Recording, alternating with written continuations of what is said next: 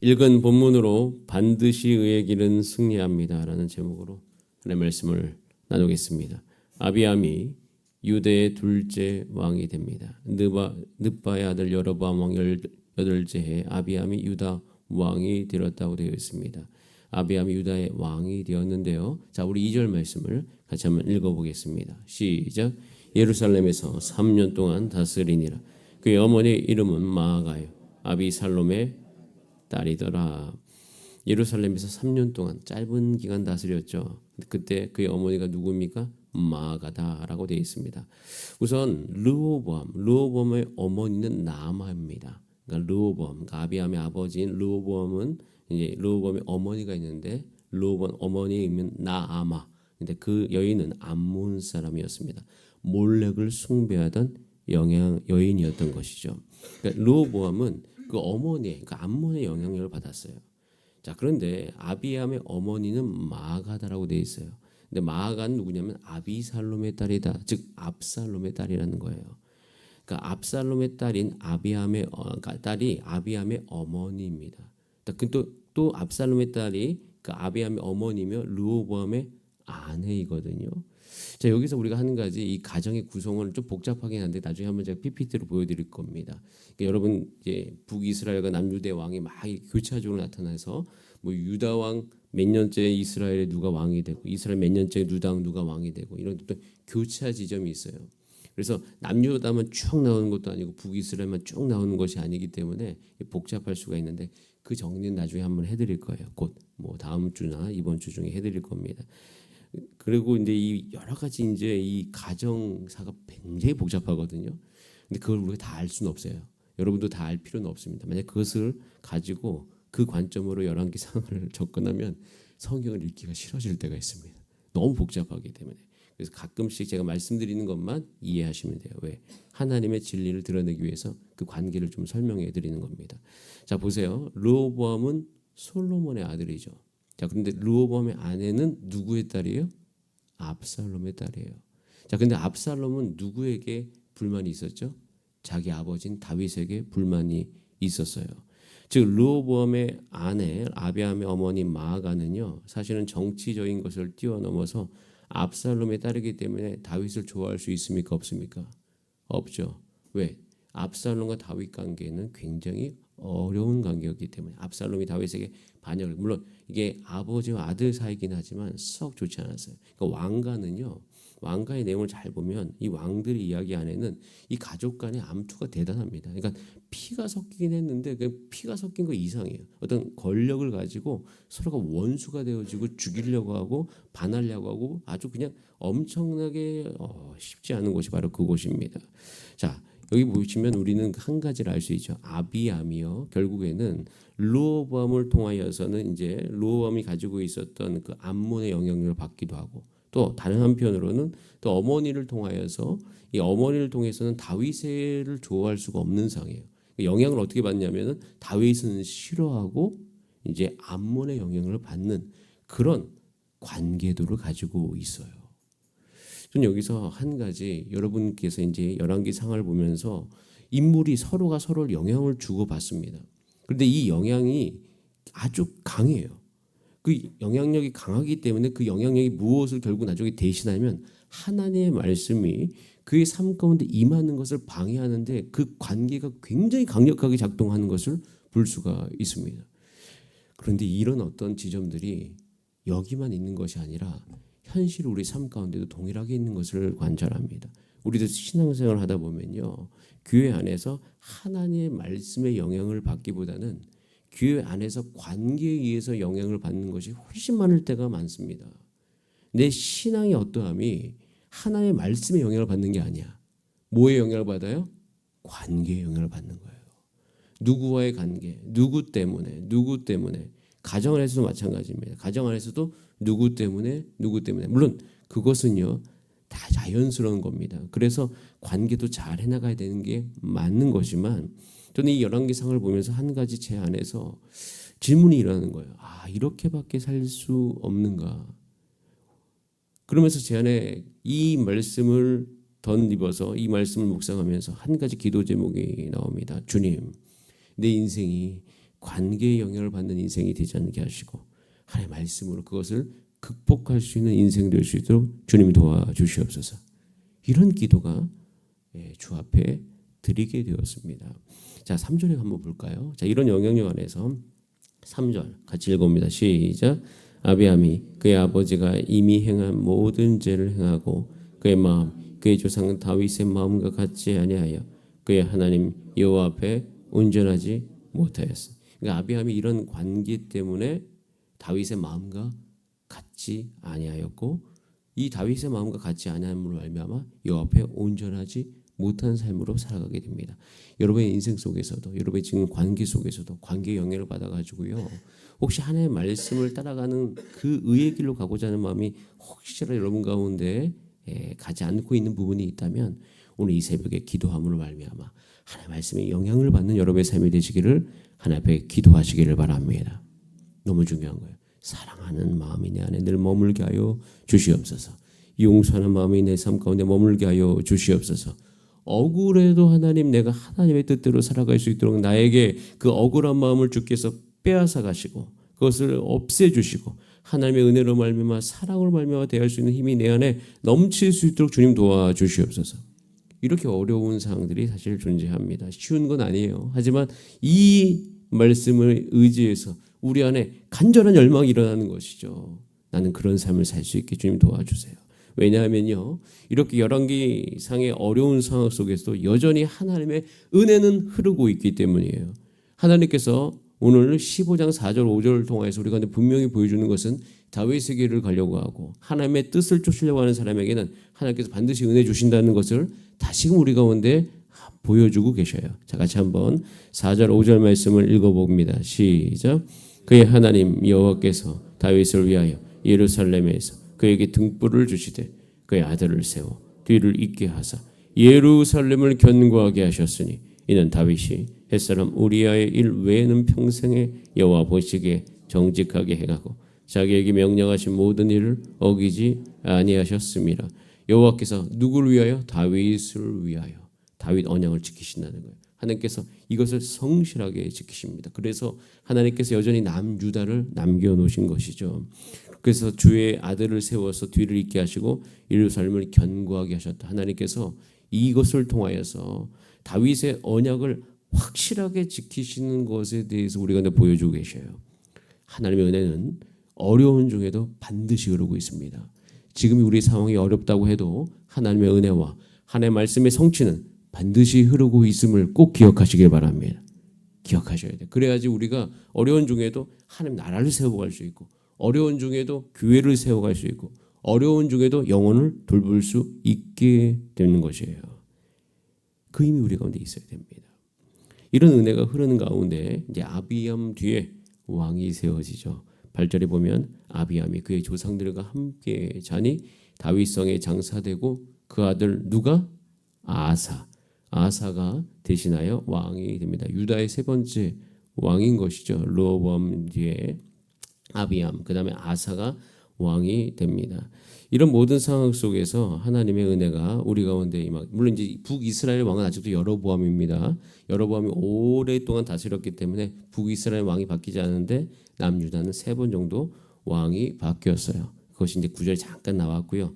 자, 10절을 넘어가면 10절에 좀 이상한 표현 하나가 있어요. 자, 우리 10절 말씀 같이 한번 읽어보겠습니다. 시작. 예루살렘에서 41년 동안 다스리니라. 그의 어머니의 이름은 마아가라. 아비살롬의 딸이더라. 이상하지 않습니까? 아사가 왕이 됐는데 아사의 어머니의 이름도 누구예요? 마아가예요. 아비살롬의 딸이라고 되어 있어요. 방금 전에 우리 아비암이 죽지 않았습니까? 아비암의 어머니 누구예요? 마아가, 아비살롬의 딸. 이것에 대해서 성경학자가 다양하게 있는데 보편적으로 이게 어머니란 표현이 아니라 할머니다라는 것을 가지고 있다라는 것이 대부분의 사람들의 이야기입니다. 근데 왜 그러면 어머니라고 표현했을까라고 생각해 봤을 때 마아가가 여러분 섭정이라는 거 아시죠? 그러니까 수렴청정. 그러니까 아마 아사가 오랜 기간 다스렸어요. 41년 동안 다스리는데 이 유다의 왕 중에서 가장 오래 다녔어요. 근데 이 비슷하게 40년 정도 다스리거나 40년이 넘어간 왕들의 특징은요. 어렸을 때 왕이 되었어요. 굉장히 어렸을 때.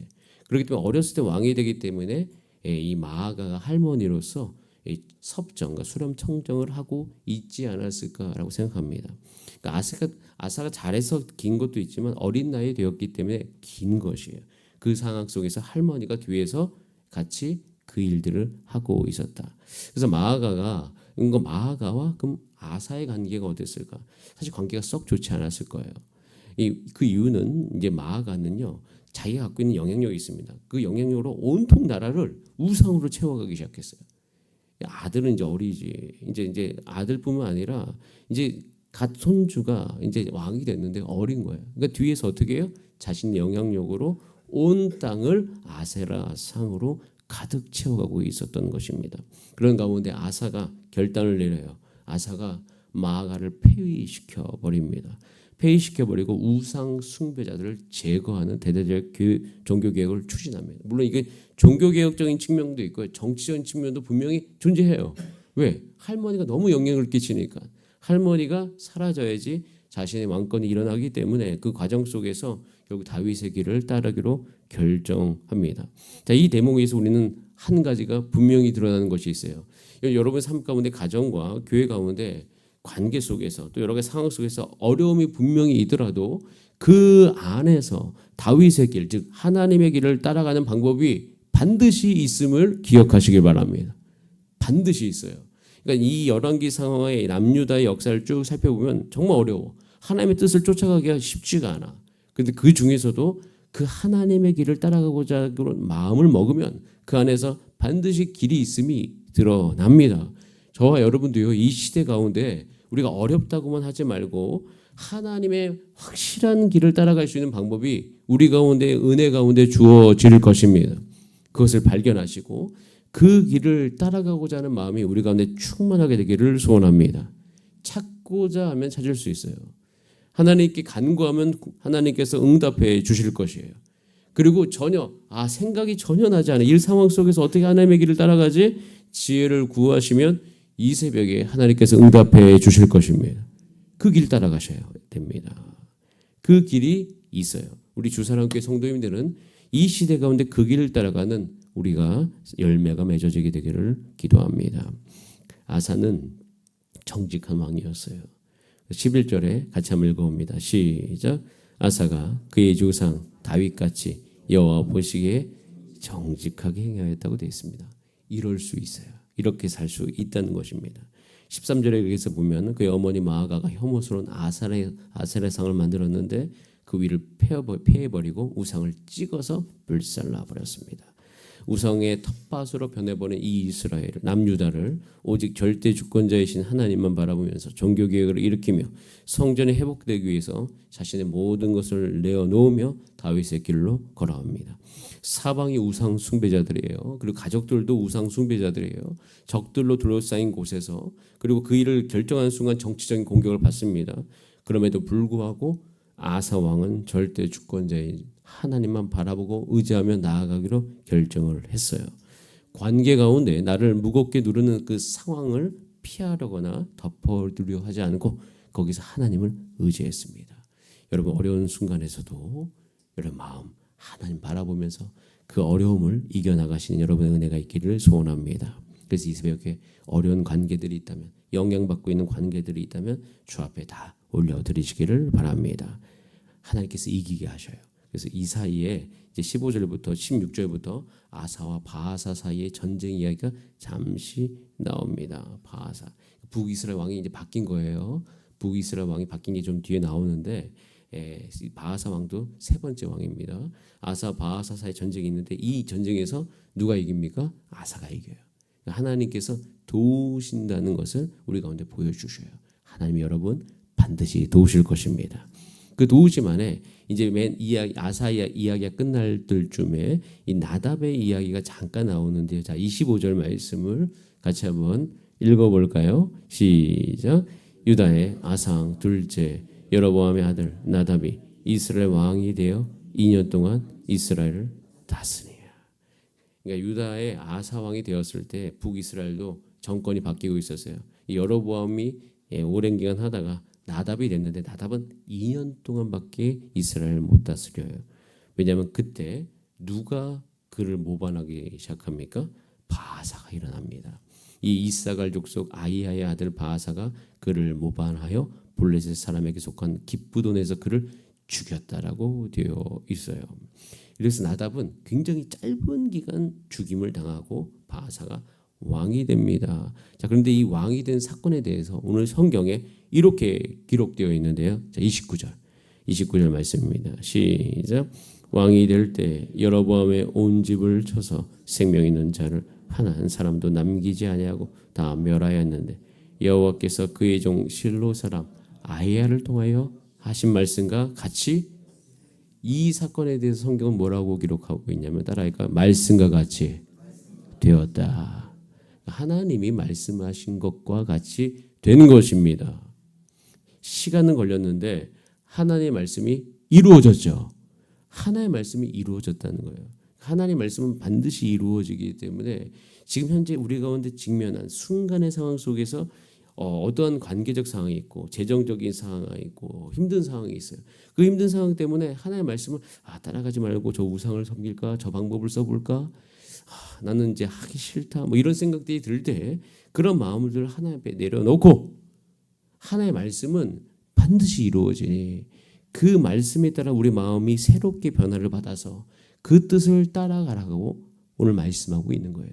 그리고 그 말씀하면서 한 가지 우리 가운데 격려하시죠. 내 말씀은 반드시 이루어져. 내가 너를 반드시 도와줄 거야. 하나님의 뜻을 따라가는 그 아사 왕에게 하나님께서 승리의 그 모든 길도 여시고 하나님은 도와주셨습니다. 하나님이 여러분을 도우실 거예요. 우리 모두는 그래서 다른 거 다 내려놓고 어려움은 다 내려놓고 어려움은 계속 있을 거예요. 여러분 인생 가운데.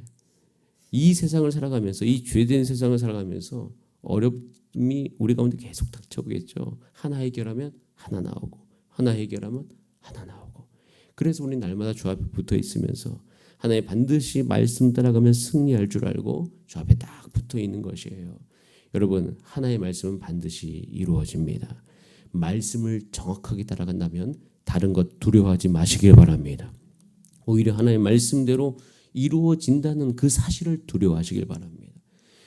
여러분 하나님을 경외함을 조금은 더 지게끔 하나님을 두려워하는 거잖아요. 하나님을 두려워한다는 게 단순히 무섭다 이 개념이 아니라 하나님의 말씀을 가볍게 여기지 않는다는 거거든요. 누가 누구를 두려워하면요 가장 먼저 일어나는 것은 피하는 게 아니에요. 피하면서도 친밀하기 위해서는요 그 경외하는 대상의 말을 가볍게 여기면 안 돼요. 말을 하면 듣고 내 마음이 바뀔 수 있어요. 그래야 친밀해지거든요. 더욱더요. 그런데 이렇게 하나님을 경외하잖아요. 그걸 하나님의 말씀을 가볍게 여기지 않고 하나님의 말씀을 내가 진지하게 여기기 시작하면 놀라운 한 가지 은혜가 임합니다. 이 세상의 다른 두려움들이 사라지기 시작해요. 저는 그래서 여러분에게 오늘 말씀드린 것 하나님의 말씀을 두려워함으로 이 세상의 그런 가벼운 두려움들을 다 이겨내시는 여러분의 삶이 되시기를 간절히 바랍니다. 그러면 우리 삶은 승리하는 거예요. 그래서 우리 마음이 하나님의 말씀에 반응하게 되기를 원하는 거예요. 그렇게 되면 우리 주변의 관계가 아무리 여러분에게 공격을 해도 우리 꿋꿋이 하나님의 뜻을 쫓아갈 수 있을 것입니다. 그 뜻을 쫓아가시는 저와 여러분의 삶이 되시기를 바랍니다. 우리 다 함께 기도하시겠습니다. 이 시간 기도할 때 주님 나에게 지혜를 주시옵소서. 내가 어제 이런 문제로 이런 관계적 어려움으로 내 몸의 문제로 말미암아 내 마음이 상했고 지쳐 있습니다. 그런 가운데 하나님의 말씀을 쫓아가는 것이 이 버겁게 느껴집니다. 주여 그러나 이 새벽에 나에게 은혜를 주시옵소서. 힘을 주셔서 하나님의 뜻대로 갈 수 있도록 주님 나를 도와주시옵소서.